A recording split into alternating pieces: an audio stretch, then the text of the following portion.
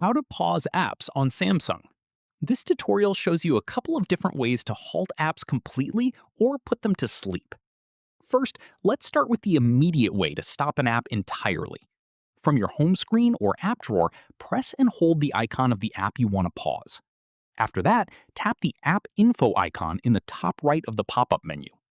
At this point, tap Force Stop at the bottom of the screen, then tap OK to confirm. From here, this halts all of that app's background processes instantly until you manually open it again. Following this, the second way is to put apps into sleep or deep sleep mode, which is better suited for apps you only use occasionally. After that, open the Settings app and tap Battery. From there, tap Background Usage Limits. At this point, you'll see two categories to choose from.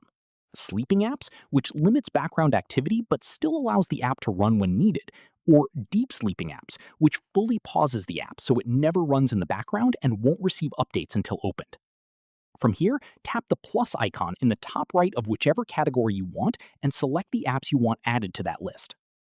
Finally, once added, those apps will stay paused according to the category you chose until you open them manually again. That's how you pause apps on Samsung. If this helped, give it a like, subscribe for more tutorials, and tap the bell so you catch the next one. See you then!